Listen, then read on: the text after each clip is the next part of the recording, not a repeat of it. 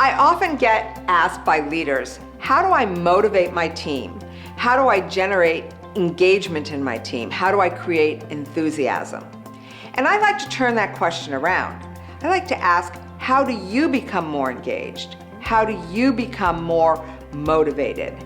It's when we can generate our own high level of full engagement that it's easy to motivate your team to follow you.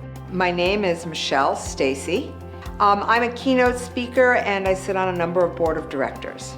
So according to Gallup's research, for the last decade, approximately 70% of the workforce is disengaged in some way, shape, or form.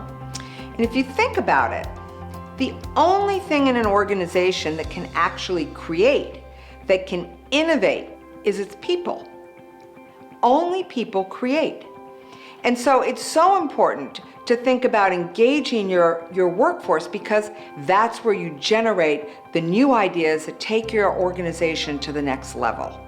We need to identify our top performers, but we need to make sure that the rest of the team is there and pulling for the same goals and the same objectives, or we're not going to get there. So how do you engage a whole organization? How do you move innovation forward? You have to look to the whole organization. I often talk about the apple in the room.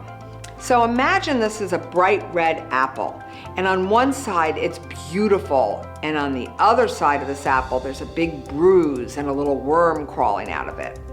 One side of the table sees this very inviting apple, and the other side of the table sees this very unappetizing apple. And if you ask the other person, what do they see? You'll start to understand where the conflict comes from. Do they see the worm and the bruise? Or do they see the shiny, glossy apple that's so inviting? I have this crystal apple and I bring it to all my meetings and I plop it on the table to remind me that every idea has two sides. What side do you see? You know, we all listen to ideas and think, well, how will this impact me? Will I look good if we go in this direction? But if we start to think about those big and difficult and great ideas that take organizations to the next level, and think about listening with greatness, how do I take that idea to the next level? Then we really can take an organization on a path to innovation. Breakthrough innovation is innovation that takes us to a different level, to a different type of service or product or category of use. If you think about it, when Gillette came out with Sensor, it completely transformed the way we shave.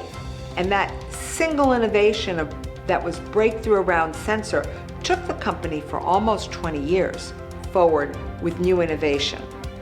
Keurig was also about breakthrough innovation. It transformed the coffee category from being about drip coffee to being about Keurig K-Cups.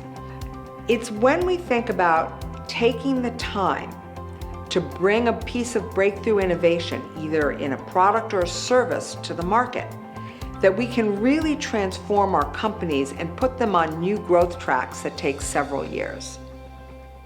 So if you think about it, we all have our little elevator speech, the 2 or 3 liner that we use to tell people what we do. You know, I'm the director of marketing for X, Y, and Z. But when you think about it, we also need a personal leadership statement. And a personal leadership statement is what motivates you about coming to work every day. That's our true north. That's the secret sauce of our work persona. When I think about a great day at work, I think about, did I create an opportunity? Was it fun? Was it joyful? And was I engaged? Because when I'm engaged, I know I'm happy. I think professionally, my biggest challenge came in the early 2000s.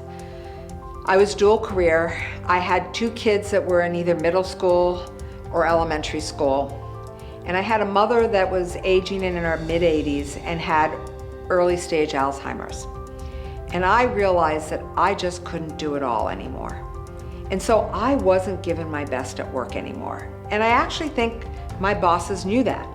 And I actually stepped back to that role dubbed special assignments.